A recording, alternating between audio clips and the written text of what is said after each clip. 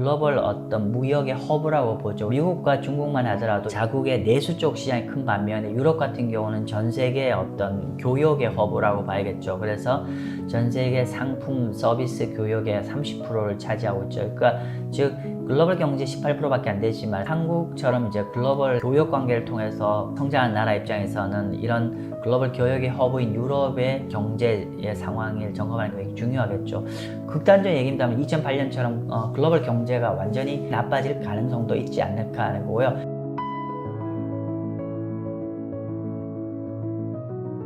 네, 안녕하세요. 마경환입니다. 오늘 제목이 좀 약간 섬찟하네요. 유럽 경제 붕괴가 시작되고 있다라고 제가 오늘 제목을 잡았습니다. 보통 이제 경제를 볼 때 가장 많이 보는 게 PMI 지표를 많이 봅니다. 지난주 금요일날 발표된 유럽의 PMI 지표가 좀 처참하게 형편없이 데이터가 나왔습니다. 오늘 그 내용 중심으로 해서 좀 유럽 경제 현황 파악하고 있고 앞으로 유럽의 금리 정책 어떻게 될 것이고 거기에 따라서 우리가 어떤 방향으로 투자의 스탠스를 취해야 될지를 한번 얘기를 해보고자 합니다. 자, 오늘 보면은 이제 일단은 유로존의 PMI 지표가 47.5로 지난 한 3년 만에 거의 최저가 나왔고요.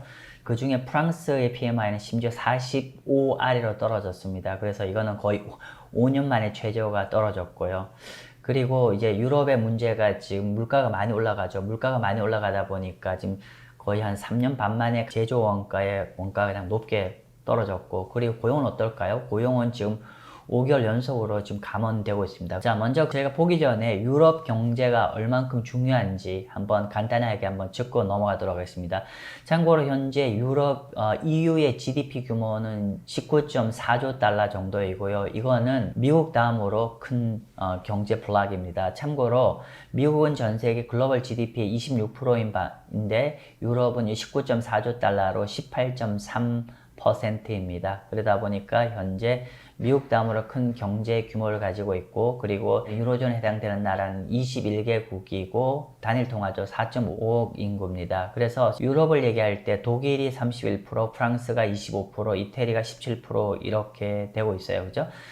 유럽이 왜 이렇게 중요하게 우리가 봐야 되는 거냐면, 일단은 우리가 글로벌 어떤 무역의 허브라고 보죠. 왜냐하면은 미국과 중국만 하더라도 자국의 내수 쪽 시장이 큰 반면에 유럽 같은 경우는 전 세계의 어떤 교역의 허브라고 봐야겠죠. 그래서 전 세계 상품, 서비스, 교역의 30%를 차지하고 있죠. 그러니까 즉 글로벌 경제 18%밖에 안 되지만 한국처럼 이제 글로벌 교역 관계를 통해서 성장한 나라 입장에서는 이런 글로벌 교역의 허브인 유럽의 경제의 상황을 점검하는 게 굉장히 중요하겠죠. 그래서 따라서 유럽 경제가 위축되고 있다는 건 그만큼 글로벌 교역의 어떤 전반적인 어려움이 있다는 것이고요. 또 하나는 유럽이 중요한 것 또는 G7 어떤 채권 국가의 굉장히 좀 핵심 국가입니다. 실제로 미국 다음으로 큰 채권 시장이고요. 50조 달러가 넘어요. 또 하나는 유럽의 주요한 바클레이라든지 BNP 파리바라든지 많은 금융기관들이 상대적으로 이제 글로벌 투자를 많이 합니다. 대출도 많이 주고. 그런데 현재 이렇게 유럽 금리가 좀 변동을 하게 되면 글로벌 자금 시장도 교란될 가능성도 높아진다는 것이고요. 그리고 유럽은 동아시아처럼 에너지 수입 의존도가 굉장히 큰 나라이죠. 그래서 원유와 LNG를 대부분 수입을 하게 되고, 그래서 이번에 호르무즈 봉쇄가 지금 되면서 극동아시아와 더불어 가장 직접적 타격을 보는 나라이다. 어쨌든 간에 유럽 경제, 특히 한국과 같은 글로벌 교역을 하는 나라 입장에서는 굉장히 중요한 봐야 될 경제 존이다 라고 보면 될 것 같습니다. 자, 현재 유럽의 문제는 뭐냐면은 인플레이션 압력이 굉장히 커지고 있다는 거고, 이게 어떤 특정 하나의 요인이 아니라 다층적으로 인플레이션 압력이 좀 올라오고 있다는 겁니다.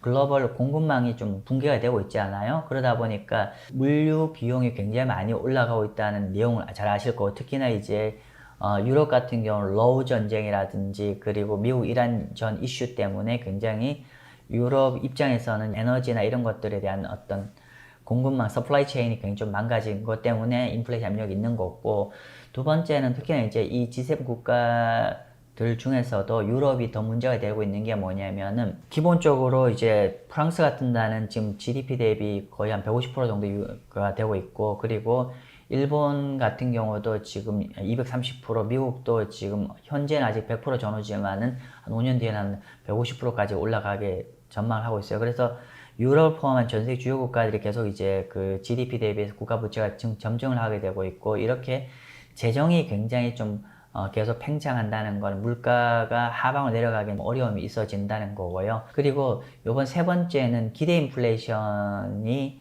이제 뜨기 시작한다는 겁니다. 특히나 유럽 같은 경우는 보통 제가 미국 국채도 말씀드릴 때 말씀드린 요인이, 미 연준 같은 데 금리 결정을 할 때 단기 기대 인플레이션을 봐야 되는 게 아니라 한 5년 내지 10년짜리 기대 인플레이션을 보고 의사결정을 한다라고 말씀드렸는데, 마찬가지로 유럽도 똑같은 관점인데, 근데 문제는 유럽이 5년 중장기 기대 인플레이션이 최근에 계속 좀 뜨기 시작했다는 게 우려사항인 거죠. 그래서 5년 연속으로 기대 인플레이션이 계속 올라가고 있기 때문에 목표 물가를 계속 초과하는 상황이 되다 보니까 기대 인플레이션이 계속 좀 올라가고 있고, 따라서 유럽 사람들이 유럽 22 중앙은행을 별로 신뢰를 하지 않아요. 그러다 보니까 현재 기대 인플레이션이 기본적으로 23년 3월달 이후로 최고치로 올라왔습니다. 즉 기본적으로 중앙은행이 가이드라인을 제시한 물가만큼 잡힐 거라는 기대를 하면 신뢰가 회복되는데, 지금 이제 유럽 사람들은 ECB 중앙은행이 제시하는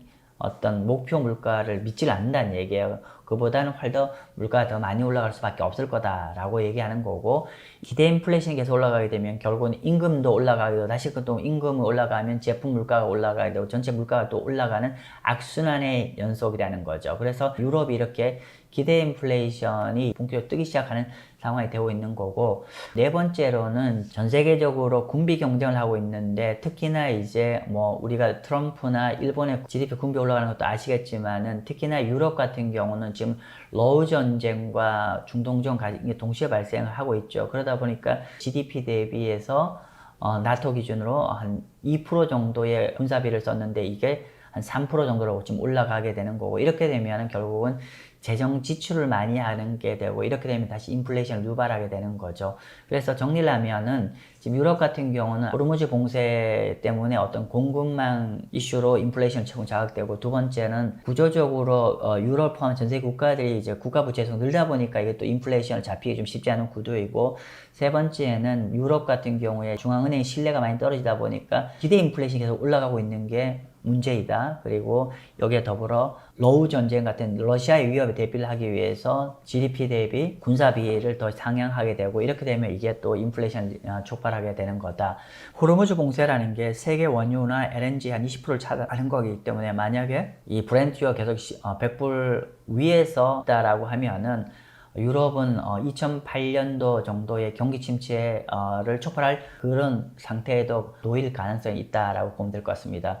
그래서 우리가 이제 좀 전에 말씀드렸지만은 이런 것들을 우리 확인할 수 있는 게 PMI 지표입니다. 참고로 PMI 지표는 기본적으로 기업 하시는 분들한테 서베이를 하는 겁니다. 제조업 현장에서 어떤 인플레이션이나 이런 것들을 좀 전반적으로 점검을 하는 거죠. 그러다 보니까 실제로 제조업이나 서비스업에서 사업하시는 분들의 컨센서스를 반영하는 거기 때문에 상당히 실물 경제를 정확하게 측정할 수 있는 지표인데, 보통 여러분 이런 거 보실 때 어떻게 보셔야 되냐면 50을 기준으로 해서 50보다 높아진다는 건 사업이 현재 잘 되고 있고 앞으로 사업이 잘 될 거라는 기대감이 크다는 뜻이고요. 50 아래로 내려갈수록 그만큼 사업이 더 어려워지고 경제가 더 어려워질 거라고 측정하는 내용이다 라고 보시면 될 것 같은데요. 이번에 발표된 PMI 지표를 보면 유럽은 현재 완벽한 스태그플레이션 방향으로 가고 있다는 것을 확인할 수가 있습니다. 여러분 잘 아시겠지만 스태그플레이션이라는 것은 물가 인플레이션이 발생하면서 또 경제는 무너지는 게 인플레이션이거든요. 사실은 경제비는 최악입니다. 유럽은 지금 전 스태그플레이션, 즉 물가는 계속 올라가고 있고 경제는 계속 나빠지고 있는 이런 상황으로 가고 있다는 게 이번 PMI 지표의 결과값입니다. 먼저 이제 인플레이션 관련 지표들 보면은 이제 생산 원가들을 보면은 3년 6개월 만에 지금 생산 원가가 굉장히 가장 높게 나왔고, 그리고 제품 가격의 산출 가격 지표도 지금 38개월 만에 가장 비싸게 나왔고, 그리고 유로존의 물가는 지금 4% 육박할 정도로 굉장히 올라가고 있어요. 그러니까 전반적으로 이제 인플레이션이 좀 폭발하는 좀 상황이 보여주고 있고, 반면에 경제는 어떻을까요? 경제를 보는 게 이제 PMI 지표인데, 지난주 금요일에 발표된 5월달 종합 PMI 지표를 보면은 47.5예요. 50 아래로 내려가면 경제가 나쁘게 전망하고 있다는 건데, 지금 이게 31개월, 한 2년 반 만에 최저치로 떨어지고 있고, 그리고 특히나 이 중에서 서비스 PMI가 46.4로 이건 5년 만에 최저치로 떨어졌어요. 그러니까 서비스 PMI라는 게 그만큼 우리가 레스토랑이나 호텔 같은 게 장사가 안 된다는 얘기잖아요. 아니야 다를까 현재 고용도 5개월 연속으로 지금 계속 감원이 증가를 하고 있고, 이거는 2013년 8월달 이후로 고용지표가 가장 나쁘게 나오고 있는 상황이다. 그래서 전반적으로 굉장히 펀더멘탈이 무너지고 있다는 걸 다시 한번 확인할 수가 있고, 그래서 이번 2분기 즉 4월, 5월, 6월 달에 2분기 유로 GDP는 현재 0.2% 마이너스 성장을 하는 것이 거의 기정사실화가 되고 있습니다. 즉 이렇게 되면서 물가와 성장이 최악의 조합으로, 물가는 뜨고 성장률은 둔화되는 이런 최악의 조합으로 완성이 되고 있고 스태그플레이션 방향을 보고 있습니다. 자, 그런데 여기서 한 가지 의아할 게 뭐냐면은 이번 달 발표되어 있던 PMI 지표가 다 안 좋게 나왔는데 딱 하나 50 넘게 나온 게 뭐냐면은 제조업 PMI입니다. 제조업 PMI가 51.4%가 나왔어요. 오히려 확장이 되는 걸로 나왔는데, 공급 차질을 예상한 기업들이 먼저 사재기로 원자재를 좀 사는 효과고, 그러다 보니까 창고에 잔뜩 사놓다 보니까 주문이 좀 급감을 하다 보니까 일시적으로 이렇게 제조업 PMI가 뜨게 되고, 그래서 오히려 이런 일시적 호황은 오히려 침체 전제 방향으로 가는 거다, 이렇게 보시면 될 것 같습니다. 국가별로 본다라고 하면은 전체 PMI를 본다고 하면 47.5인데, 먼저 이제 유럽을 볼 때 크게 독일과 프랑스, 그다음 영국을 보셔야 돼요. 영국은 물론 유로존은 아니지만 그래도 이런 유로존 연결고리가 큰 나라이기 때문에 이런 나라도 유럽 경제를 파악할 때 봐야 돼서 이렇게 3개국을 한번 보도록 하겠습니다. 참고로 독일의 PMI는 48.6이네, 50 아래입니다. 그리고 프랑스 PMI는 45 아래입니다. 유럽 경제에서도 최악입니다. 그리고 영국이 그나마 나은데 영국마저도 지금 48.5로 떨어졌고 1년 만에 민간 쪽도 네거티브로 떨어졌다라고 보시면 될 것 같습니다. 그래서 결론부터 말씀드리면은 유럽이 각각의 처한 어려움이 좀 다르지만 모두 다 지금 굉장히 경기가 나쁜 쪽으로 가고 있어요. 예를 들면 이런 거죠. 유럽은 제조업 이슈가 발생하고 있어요. 뭐가 주력 산업이죠? 예를 들면 철강, 에너지, 자동차잖아요. 그런데 우리가 호르무즈 사태가 발생하면서 이 유럽의 메인 제조업이 가장 어려움을 좀 받고 있다라고 보셔야 될 것 같고, 그다음에 프랑스는 관광업이 많잖아요, 그죠? 그래서 프랑스의 현재 경제 안 좋은 이슈는 재정입니다. 프랑스는 굉장히 사회복지를 많이 하다 보니까 국가 부채가 너무 많고, 그러다 보니까 포퓰리즘 정책이 좀 많아요. 근데 이거를 돌려 세우는데 굉장히 좀 많은 어려움을 갖고 있죠. 그래서 재정적으로 유럽 안에서 가장 좀 메이저 국가 중에 어려운 게 프랑스인데 재정에 여력이 없는 상황이고, 그 다음에 영국 같은 경우는 영국 그나마 나은데 첫 번째는 다른 나라 대비해서 이제 유럽의 자본 조달 금리 높다는 게 문제고, 두 번째는 현재 영국의 총리인 스타머 총리가 사퇴 압력을 받고 있기 때문에 정치적으로 좀 불안한 상황입니다. 그러다 보니까 좀 과정은 다른데 결과는 똑같이 유럽의 메이저 국가인 독일, 프랑스, 영국 모두 다 굉장히 경제가 좀 나빠지는 구조로, 취약하는 구조로 가고 있다라고 보시면 될 것 같습니다. 이런 상황에서 유럽중앙은행 ECB는 어떤 현재 딜레마를 갖고 있냐라고 하면은 물가를 잡기 위해서는 어떻게 되죠? 금리 인상을 해야 되는 거고, 그리고 경제가 지금 굉장히 나빠지고 있는데 이 경제 나빠지는 거를 막기 위해서는 어떻게 해야죠? 오히려 금리 인하를 해야 되는 거죠. 금리 인하를 해야만이 경제가 부양이 되는 거죠. 그런데 현재 유럽은 이 두 가지 모두 다 굉장히 어려운 딜레마에 봉착을 하고 있죠. 양립할 수 없는 걸 지금 현재 경제 상황이 진행되고 있는 거죠. 결론은 이번 22 6월 11일이거든요. 22 통화정책 어떻게 할 것 같냐라고 했을 때 저희가 보는 가장 큰 거는 인상을 할 것 같습니다. 근데 한 65%로 인상하는 건데 한 번 정도만 할 것 같습니다. 아까 말씀드렸던 인플레이션을 잡기 한 번 인상을 해야 되는데 너무 올리면 경제가 목이 잡히잖아요, 그죠?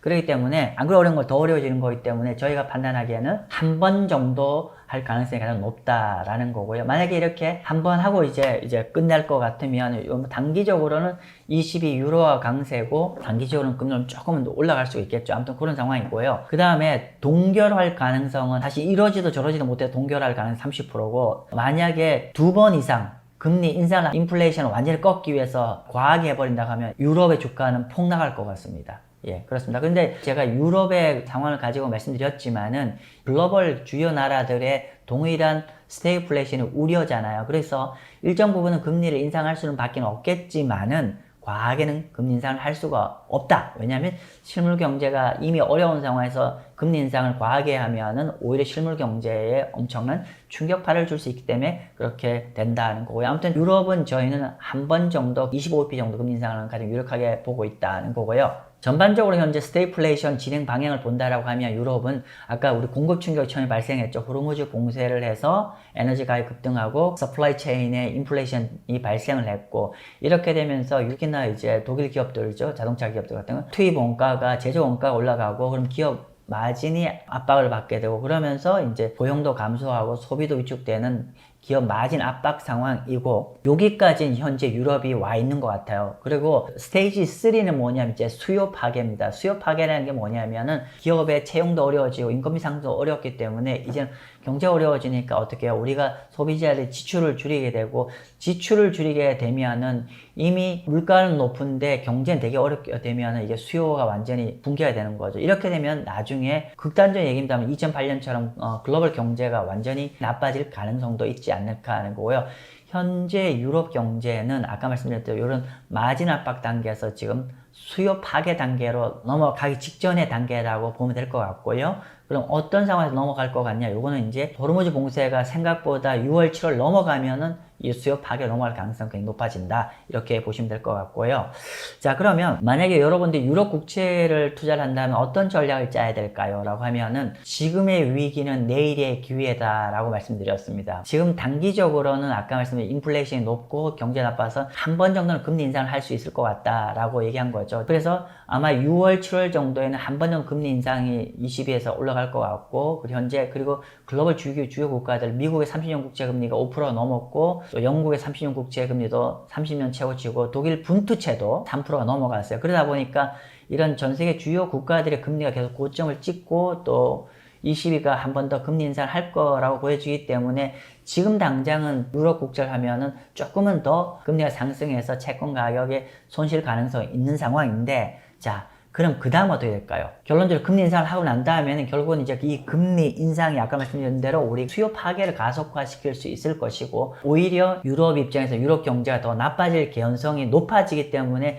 금리 인상 다음은 금리 인하로 갈 개연성이 있고 경기 침체로 가면 안전자산 현상이 발생을 하게 되고 있고 또 하나는 현재 유럽에서 독일 국채에 대해서는 여전히 글로벌 기관 투자자들이 굉장히 강력한 매수세를 갖고 있습니다. 왜냐하면 독일은 재정이 굉장히 건강한 나라이기 때문에 여전히 굉장히 투자에 매력적인 나라인데 여러 가지 요인 때문에 그 독일 금리가 많이 올라갔다는 건 투자하기에 너무나 좋은 타이밍을 주니까 강력한 매수가 들어오는 거고요. 그럼 이런 상황이 되면 결국 이제 다시 유럽금 떴다가 다시 또 하향 안정세를 띄는 거고 이렇게 되면은 우리가 채권 투자자 입장에서는 이런 여러 가지 요인 때문에 금리가 올라간 게 오히려 채권 투자하기에 너무 좋은 타이밍을 주는 거죠. 채권을 투자할 때 제일 좋은 투자 타임이 뭐냐면은 쭉 금리 올라가다가 금리가 꺾여 내려오는 국면인 산정상 무렵에서 투자하는 게 가장 좋다라고 말씀 좀 드렸습니다. 그래서 저는 유럽 투자자들한테 마찬가지로 최근에 이제 한두 달 동안 금리 올라갈 때마다 분할로 좀 계속 매수를 하게 되면 결론적으로 중장기적으로는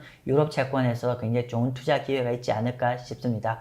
네, 오늘은 우리가 그동안 정말 너무 중요하지만 한국 분들이 투자자들이 별 관심을 갖지 못하고 접할 수 없는 유럽 경제에 대해서 말씀 여쭙고 유럽 경제가 굉장히 현재 스태그플레이션 위험에 굉장히 많이 지금 취약한 국면이고 거기에 따라서 유럽 중앙은행 정책 어떻게 될 것이고 또 유럽 채권의 어떤 투자 시사점까지 말씀드렸습니다. 네, 투자에 도움이 되시길 바랍니다. 네, 감사합니다.